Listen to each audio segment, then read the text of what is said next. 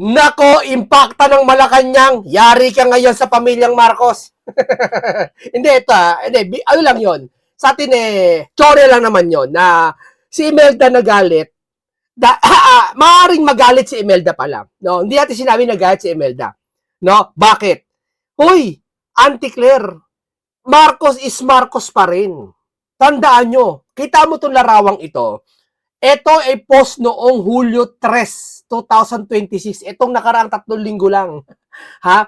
Ibig sabihin, buo pa rin ng pamilyang Marcos. Ang magkaaway lang si Marcos at si BBM. At hindi pa sigurado yon. Baka magkabati na nga sila, hindi mo alam eh. Di ba?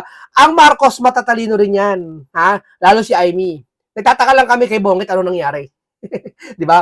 Alam nyo, maaari, hindi, kaya ang pamagat natin, Imelda nagalit kay Claire, binastos si Amy. Possible. Hindi man natin nakakausap si Ma'am Imelda, pero tandaan nyo, sabi ko nga sa inyo, ang pinakamabait sa akin parang first lady sa lahat, Imelda Marcos. Lolo ko, nagkukwento sa akin, lola ko, na yang si Imelda daw, napakabait na asawa yan kay Marcos Sr. Maraming proyekto at kagandahan, kabutihan, mga Nutriban, iba pa, dami. Kay idea ni Imelda yan. Mahal niya taong bayan. Kaya nga nang binoto natin si BBM, akala natin katulad ng tatay niya si Marcos Sr. Yung pala nagpagkalaki-laki ng diferensya. Papapiliin mo ako, Marcos Sr. ako. Pero akala namin, si Bongit, ganun na ganun kagaya ng tatay niya. O kaya mahawig man lang ng 50%, kaso ang layo, sobra. Sos Mariosep, napakalayo. Kaya nagsisi kami na ba't namin binoto si BBM. Dahil hindi namin na-meet yung pamantayan namin na gusto namin sa kanya. At bilang isang presidente na lang, bilang wag na Marcos Sr., bilang isang Marcos, isang presidente na lang Pilipinas, hindi niya namin meet yung criteria na gusto namin. Alin yon? Yung pagiging matapang at may panindigan na may isang salita. O pero wag yan pag-usap natin. Dito tayo kay Amy, sa pamilya niya. Alam naman natin si Auntie Claire ngayon, natamaan sa salitang impacta sa ICC ng Palasyo ng Malacanang. Sinabi ni Amy yan, viral na viral ngayon to. No? Ngayon, patotsada kay Amy, etc. Ang dami mga sinasabi. Hindi mo ba alam? Papakita ko lang to. Ito. Nakita itong picture na to. Noong Hulyo 3, July 3 lang, 3 linggo pa nakakalipas, nagkasama-sama si Bogie Manotok ba to? Nasa taas ni Amy. At yung kanyang nanay na Imelda Marcos. Actually, wala silang problema ng nanay niya. Sa tingin mo, yung mga pamilya lang yan, hindi nanonood sa'yo, Auntie Claire? Binabanatan mo si Amy? Ha? Ngayon, pinagbibigyan ka ng mga yan kasi spokesperson ka ng kapatid nila na si Junior. Pero pag ikaw bumaba na, babalikan ka ng mga yan. Hindi ako, tsorya ko lang lahat yan ha. Hindi ko sinabi dito na si Imelda talaga nagalit. Pero common sense tala, pag napanood to ni Imelda, walang Imelda na ako nakilala na mabait na pag napanood to ay hindi magagalit. Kilala natin si Ma'am Imelda, mabait. Oo. Kasi asawa ng Marcos Sr. yan. Kung yung mga paspa nakapanood nyo. Hindi tayo bias dito. Tayo ay talaga nagkukwento ng katotohanan tungkol sa Marcos. Kaya nagtataka tayo bakit anong nangyari kay Bongit eh. Yeah? Eto mga to, pamilya to ng Marcos. Lipat pa natin ha. Lipat pa natin. Ayan magka-vibe sila. Hindi sila, akala kasi nila magkagalit si Marcos Jr. sa si Amy, magkagalit na buong pamilya. Hindi ganon. Di ba sabi ko, sample natin sa China? Hindi porket inaagaw yung teritoryo natin, galit ka sa lahat ng China. Dapat, galit ka lang doon sa parting yun. Di ba? Ano ba, sa politiko, galit mo si Sara. Ibig ba sabihin, lahat ng gagawin ni Sara, galit ka? Galit mo si Marcoleta. Lahat ba sasabihin ni Marcoleta, ayaw mo? Kahit ikagaganda ng buong Pilipinas, ayaw mo? Kaya pala, gano'n ugali nila. Kaya si Senator Marcoleta, nagpapanukala tungkol sa kuryente, ayaw nila. Bakit? Galit sila kay Senator Marcoleta Ang katuwiran nila mababaw napasaraan niya istasyon. Ayaw namin kay Marcoleta kasi yan, iglesia yan. Daming dahilan Dapat isi-separate niyo yung galit niyo doon sa sinasabi ng isang tao. Tulad dito, bagaman magkaaway si BBM, may tampuhan sila ng kapatid niya na si Amy, hindi sila magkagalit ng nanay niya. Alam ng nanay niya, ano lang yon, is bunga na ng pagkahinaan yon. Bunga ng kakulangan ni Bongit. Kaya naninindigan si Amy. Sabi, paggalang sa isang Marcos na siyempre, pinababayaan nila. Tama? Hindi nila sinasaway si Bongit, siyempre, presidente pa rin ng Pilipinas yun Pero para sa akin, si Amy, babaluharaan ka, baluharo ba tawag doon? Babastusin mo na lang para magaan. Babastusin mo si Amy. Kapatid ito ng kung saan amo mo na si Presidente BBM. Dapat ang may karapatan si BBM, hindi ikaw. Tama? Si BBM may karapatan na ano kay Amy, hindi ikaw. Lumalabas kasi nakakabasto sa pamilya Marcos. Papapaya ka sa pamilya Marcos. Alalanin nyo, kapatid pa rin ni BBM to. Pamilya pa rin yan, buo pa rin yan. Ini-explain ko lang mga kababayan ha, kahit magkaaway tayo lahat, di ba may isang pisan mo, kaaway mo. Pag nagkaroon ng Pasko, bagong taon, etc., celebration, di ba nakikita-kita pa rin kayo. Minsan, hindi kayo nagpapansinan, pero yung ibang anak niya, apom nyo, magkapansinan, magkakalaro. Tama? So, baliwala yung ganun issue, lalo na sila ay ganito, nasa klase sila na Marcos talaga, pag Marcos is may pangalan. Tama? Ginigising ko lang kasi sa katotohanan. Auntie Claire, ginigising ko lang kayo. Kapatid pa rin ito ng taong pinagsisilbihan mo. Kaya magdahan-dahan ka, mabulos-dili ka. Dahil ang pipiliin sa huli niyan, hindi ikaw. Ha? Sa pagmamana ng katwiran, hindi ikaw ang pagpipiliin niyan. Marcos pa rin is Marcos, kagaya ni Amy Marcos. Kita mo, sweet pa sila. Oh. Eto pa, nakain pa sila. Wala dito si BBM. Pero malay nyo lang. After off-cam, kasama niya si BBM. Si Amy. Di natin masasabi yan. Nasasabi na lang isang taong matalino yan. Bukas ang kaisipan sa lahat ng bagay. Hindi lakad porket kaaway mo is kaaway mo bukas. Meron kaaway mo ngayon, bukas best friend mo na. Meron best friend mo ngayon, mamaya inahas ka na. Asawa mo ngayon, mamaya inahas na ng kaibigan mo. Totoo, hindi. Di ba? May ganyan. Huwag kang pasisigurado, mga kababayan, sa nakikita natin. Gamitin nyo utak at puso nyo at hindi na nakikita natin. Tandaan nyo yan. No? Huwag kayong papadaya. Sabi niya ni Kristo, huwag kayong padaya. At tularan nyo ang isang ahas. Yeah? Maging tuso kayo tulad ng ahas, sabi. Yeah? O, ayan o. Okay siya. Walang problema. Masaya sila. Nagse-celebrate. June, Hulyo to lang to ha. O. Hulyo to lang to. Anak niya tayo mga yan. O. Walang problema. Walang problema. Babati ko mo si Amy. Ha? Hoy, presidente, kapatid pa rin ng presidente yan. Kapatid pa rin ng amo mo yan. Na kung saan hinihimod-himod mo. Di ba? O. Kaya dito, may possible na Imelda magalit kay Claire dahil binastos niya si Amy. Possible na naman. Di natin sinabing binastos talaga. Hindi natin sinabi talaga na galit talaga. Pero pag napanood to ni Imelda, na ginaganyan mo yung si Amy, magagalit sa'yo si Imelda. Baka sawayin ka. Sasabihin si Bonget, oy Bonget, sasabihin ni Imelda, oy Bonget, sawayin mo kapatid, sawayin mo yan si spokesperson mo, binabanatang kapatid mo. Kapatid mo pa rin yan. Sumunod kayo. May ganyan. Pwede, possible. Chorya lang yan. No? Kapatid pa rin niya, kahit anong gawin yung away, magdamag, hawon. Huwag na syempre yung dumaan na sa yung agawan ng kayamanan. Kasi agawan ng kayamanan talaga, nangyayari patayan ng pamilya yan, gurgura ng pamilya yan. Pero hindi naman kayamanan yung naagaw nila eh. Di ba? Hindi naman kapangyarihan eh. Di ba? Yung pagpuna lang ni Amy sa kapatid niya ng mga pagkukulang. Dahil kita Tatay Digong, napapaya si Amy kasi malaki utang na loob na tinatanaw ni Amy dahil sa pagpapalibing ng kanilang ama. Dahil sa Tatay Digong. Tama? Diyan nagsisimula yan. Ang isang Marcos ay marunong tumanaw ng utang na loob. Yan ang pagkakilala natin sa Marcos, mabait. Pero bakit ganon? Ano nangyari kay Bonget? Di ba? Yan sasabi ng iba, walang utang na loob dahil pinalibing ang tatay nila ng isang Duterte. At ang tumataw ng utang na loob niyan si Amy Marcos. Di ba? Kaya isang Marcos is matalino dapat. Ano ibig ko sabihin overall? Kaya Auntie Claire, sanpid ka lang sa pamilyang Marcos. Huwag mong sabihin na ikaw ay para bang pinatutunog mo na may karapatan ka na sa lahat ng bagay. Diba? Akala nyo naman kung umusta kayo, parang sa inyo may-ari ng Pilipinas eh. Wag naman pati-pati pamilya Marcos. Di ba? Sabi ko sa iyo baka ilang araw lang, ilang linggo lang, magahit sa iyo mga Marcos. Sibaking ka. Tanggalin ka. Mag-resign ka. Di natin alam. Abangan natin sa susunod na kabanata. Totoo yan. Okay. Dito tayo ka Eric Selly sa kanyang banat. Patuloy natin to. Talaga ng mukha mo pag ikaw ay drug addict. Eric, walang hiya-hiya pag ganyan, no? No, so yung negative 27 ni Marcos, no, yung kanyang ratings, malaki ang parte ni Claire Castro diyan, no? Magnet siya dyan. But you know, she doesn't really know what her job is. And I think kasi the marching orders are just for her to makipagbardagulan. Ganun lang. Bardagulan. Which is a great disservice to the country, to the Filipino people. No? I mean, the Marcos administration has deeply cheapened government, no, beyond, I don't know if it's beyond repair, but it will take a while. Yeah, so correct.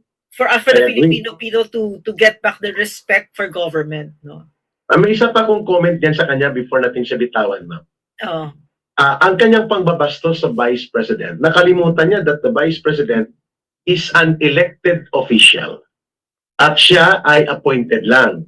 Yeah. Mataas po ang sovereign power given by the people to Vice President Sara Duterte. Si Senator Pia Cayetano, elected official. Si Senator Alan Peter Cayetano, elected official.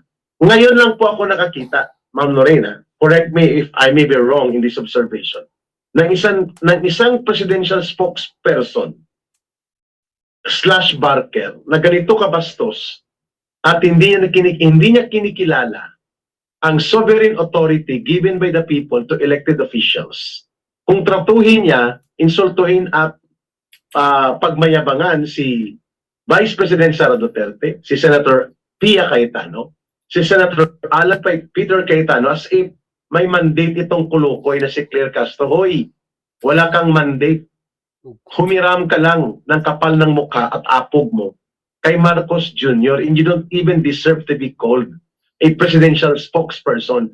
Pero kung makapang-insulto at makapangbastos ka sa mga elected officials na ito like Senator Pia Cayetano, Senator Alan Peter Cayetano at kay Vice President Sara Duterte, nakalimutan mo sila ay inihalal ng taong bayan. Hindi, alam ni Auntie Claire kung sino nag-uutos niyan. Alam mo yan. Alam mo yan. Kung sino nag-uutos niyan sa'yo. Ikaw siguro kahit barangay captain, alam mong mali ang ginagawa mo. hindi ka mananalo eh. Hindi mananalo barangay captain yan, kahit SK chairman, di mananalo yan. Kahit nga sa barangay tanod, hindi ka hindi na pala pwede SK chairman, matanda na. maging tanod commander. Kasi wala ka talagang qualification to hold public office. Kasi ang very basic dyan, alam mo ang pagserbisyo sa tao. You don't serve the people.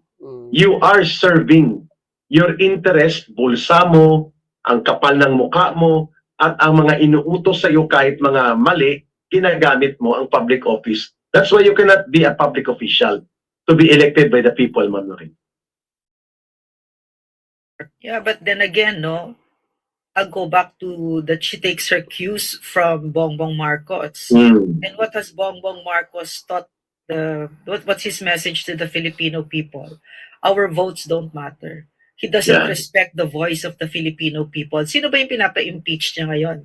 Di ba pinapa niya yung tax returns ng etc. Oo, isa pa yan. No? We can the proceed to author that, of all of this. It's Bongbong Marcos. So Claire Castro is simply mirroring what Bongbong Marcos's message is to the Filipino people. And in that sense, she is the perfect spokesperson of this drug addict plunderer. No? Water really seeks its own level. And yan, they found each other. Bongbong Marcos and ano. So, alam nyo, no, habang tumatagal, no, nauunawaan nyo na sitwasyon.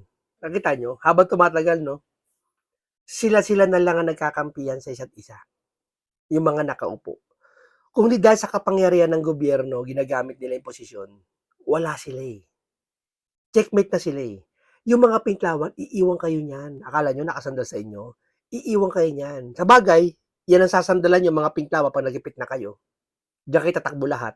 Pero alam nila si Bongit, alam nila kung ano style na to. Sukang-suka na yung malamang mga yan. Hindi lang makasagot, hindi lang makatiis yung mga vlogger na yan. Dahil niya, syempre takot sila. Ano bang ginagawa nila, 'di ba? 32 million Filipinos plus ang bumoto kay Vice President. Pero yan binababoy ni Marcos, 'di ba? So binababoy din ni Claire Castro ang Vice President, 'di ba? So sino ang mga pinapreso ni Marcos? Rodanto Marcoleta for what? Plunder daw? Really? Plunder yung ginagawa mo? In fact, plunder's not enough anymore to, is not enough to really Wala, imbento lang. Kayo, huwag kayo maniwala, imbento lang yung kaso kay Senator Rodante Marcoleta. Imbento lang yan. capture accurately what you've done to the Filipino people. No? So, Oo. so yun, no? So, yan yung terrible talaga this president. Oo. Kung may crime lang na financial rape, baka doon pa siya papasok. Yeah. Financial rape or economic sabotage. Because ang malawakang pandarambong ay pananabutahe sa buong ekonomiya ng bansa. Sa tingin ko, hindi lang plunder, ma'am, no rin sila ni Martin Romualdez. Economic sabotage. Dahil buong bansa ang sinabotahin nila at pinapalugmok sa kanilang ginawang pandarambong. Kaya lugmok ang ekonomiya natin. Tsaka biro mo, no, sabihin mo na plunderer si Rodante Marcoleta, Senator Marcoleta committed plunder when it was campaign funds. It's not even public funds, di ba? And he wasn't even a public official at the time. Tapos the injustices, no, one on top of the other that they're committing. And Congressman Mike Defensor also, di ba? The same thing, no? Yan yung paano naging plunder. Tapos you turn a blind eye on the testimonies of talagang very, very strong testimonies against Erwin Tulfo, against yung mga nasa Kongreso, si Saba, si Laila De Lima, etc., etc. Di ba? Lahat sila, Tito Soto, Ping Lacson, di ba? Bongbong Marcos, of course, di ba? So, talagang sa Pilipinas ngayon wala talagang hustisya, no? Wala tayong aasahan diyan ngayon kay Bongbong Marcos at yung mga barkada niyang Sa tingin ko kaya nagkakaganito ngayon, may pitatakpan sila eh.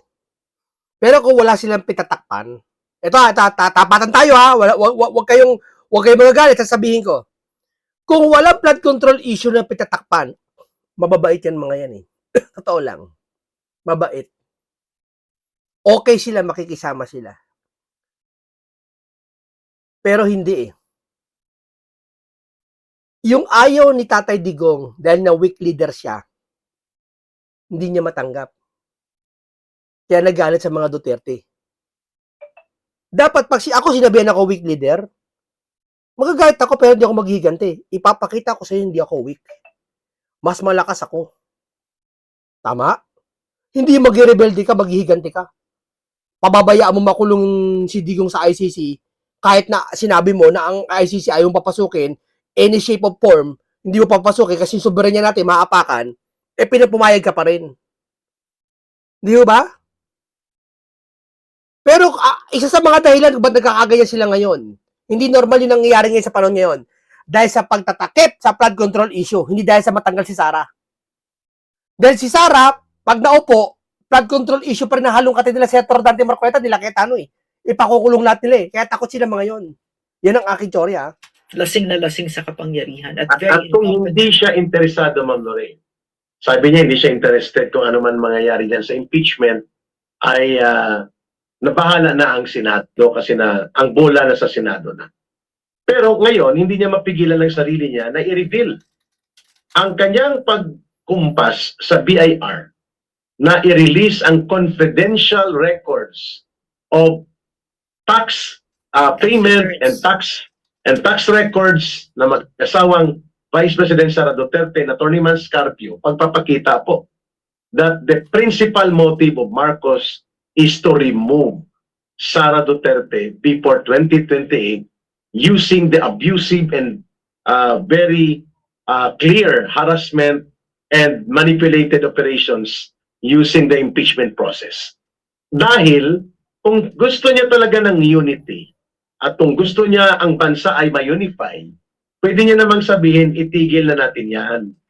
Tapos na yan, let's move and unify the country. Hindi ko papayagan yan na magpa-release ng mga tax records na confidential sapagkat ang daming mga dapat i-release, SALN, tax records ng mas mga korap at mga bulok na opisyal, di lahat na lang ipa-release natin, pati yung sa atin.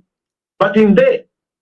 Siya mismo ang nagtutok at nagutos na ipalabas ang confidential records ng tax records ni Vice President Sara Duterte at ng kanyang asawa, which means si Marcos hindi niya mapigilan ang sarili niya. Nagmamalinis, nagmamarot. Nangingibabaw nga galit sa kanila. Nangingibabaw sa kanila yung matinding galit sa mga Duterte. Ayaw, walang kapatawaran. Leader ka ng bansa, ganyan ka.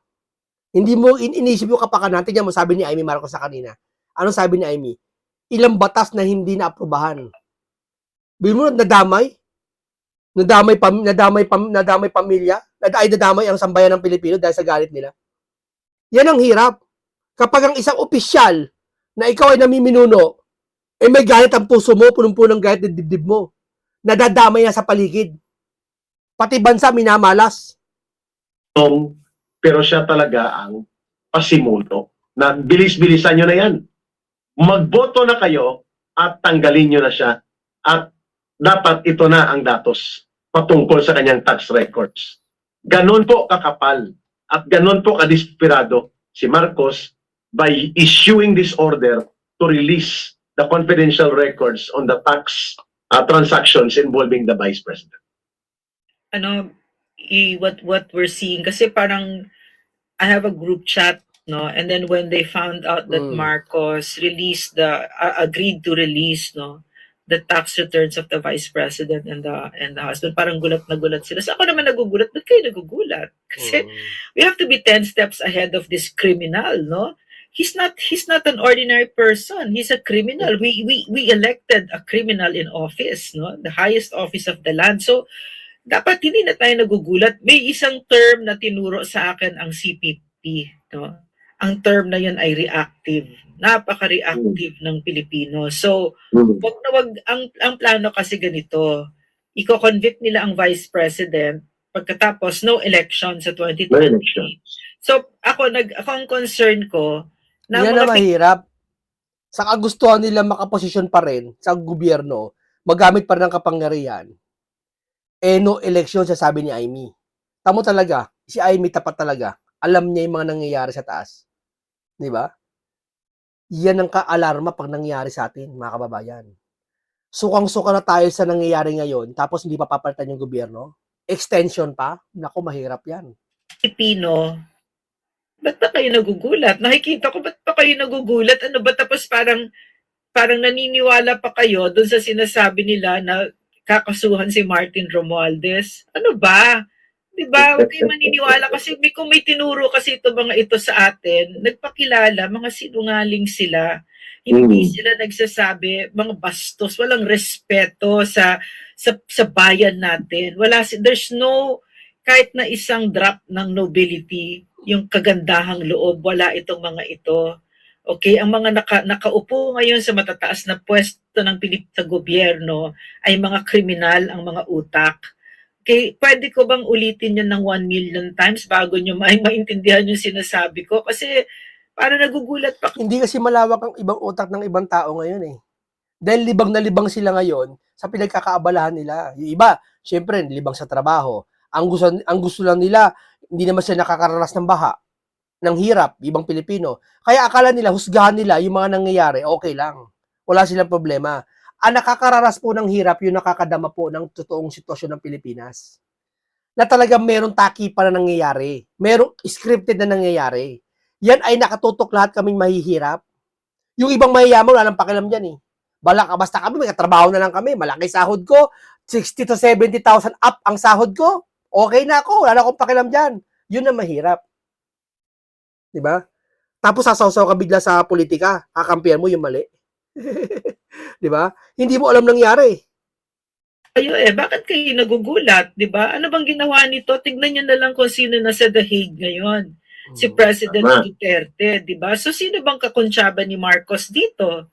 Di ba yung mga dilaw tsaka yung mga CPP, di ba? So, wala namang kahihinat ng kabutihan ang Pilipinas sa mga yun. Wala naman silang ginawang magmaayos sa Pilipinas, di ba? Just yung mga nakaupo ngayon, katulad ni Claire Castro. Tingnan niyo lang yung pagmumukha ni Claire Castro. Tingnan niyo yung pagmumukha ni Ralph Recto. Di ba?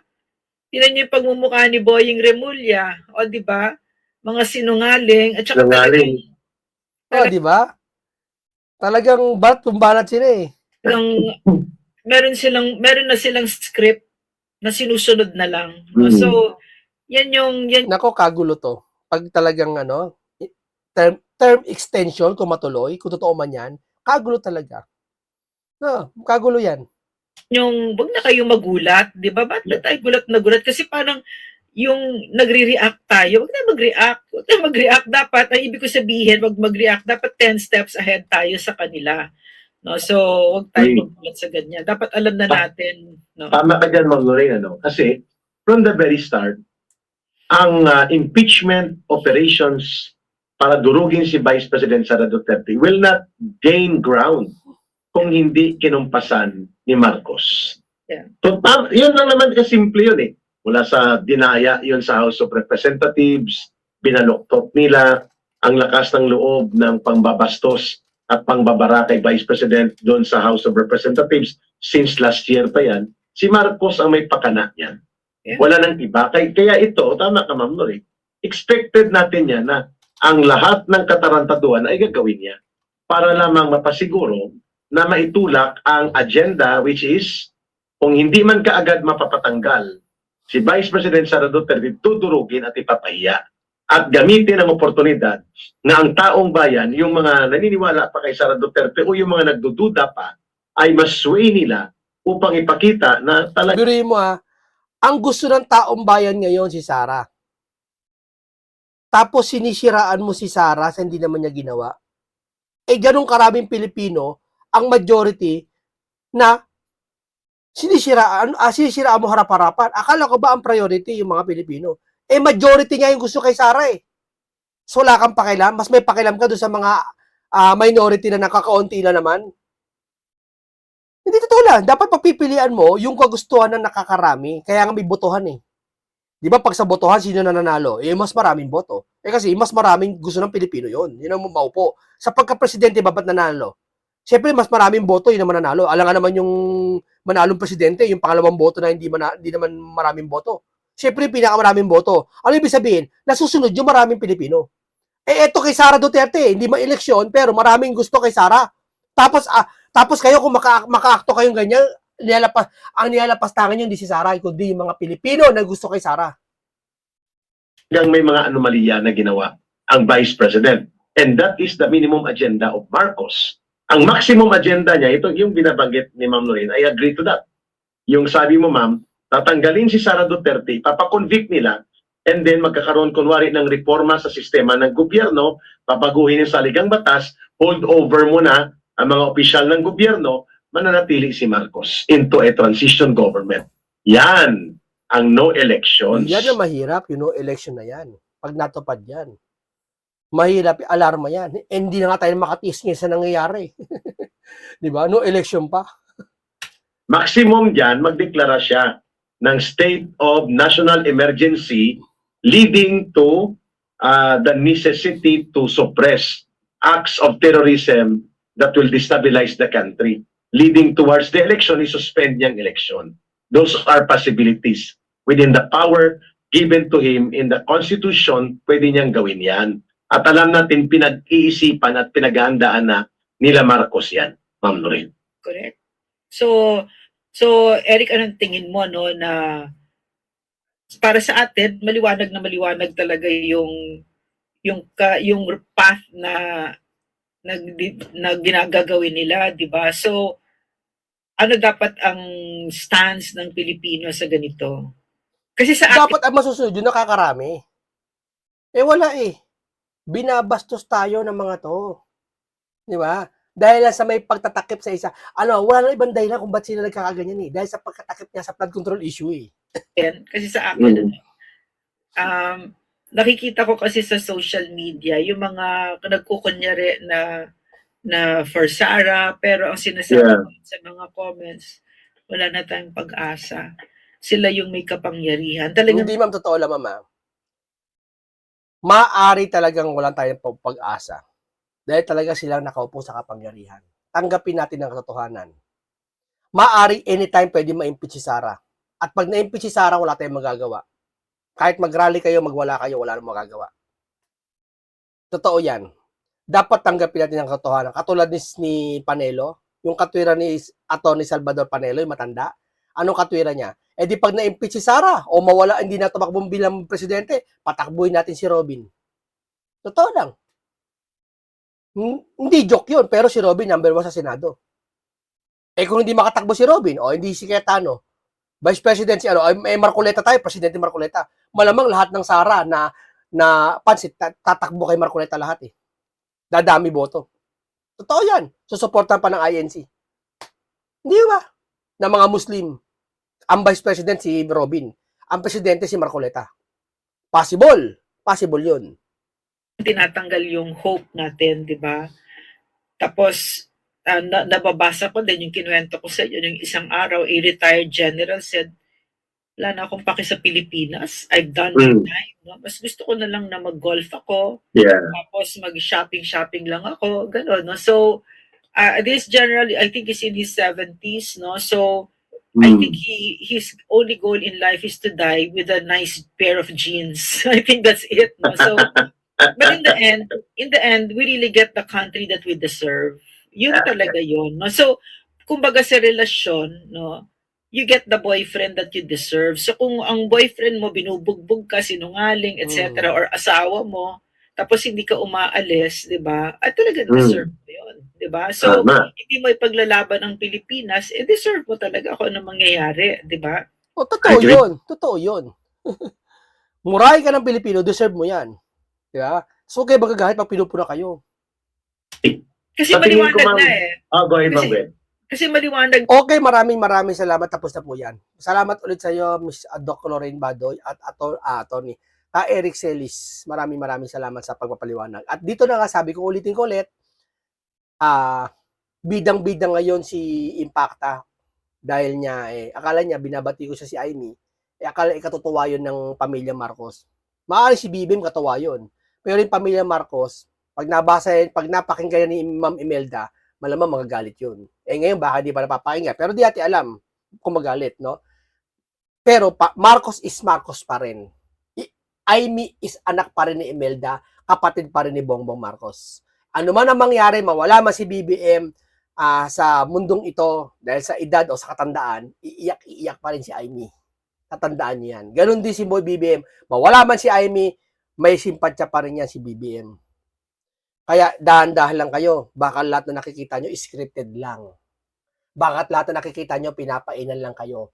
Habang nalilibang lahat ng sangkatauhan sa Pilipinas, yung flood control ay nakakalimutan dahan-dahan. Ingat lang kayo sa mga drama-drama. Ang paniniwalaan natin, yung katotohanan at yung katwiran. Hindi yung nakikita at nararamdaman. Maraming salamat. Isang makabuluhan talakay naman ang aking pinagserbisyo sa inyo. Content na makabuluhan at komentaryong punong-puno ng karunungan at kaalaman. Paalam sa inyong lahat.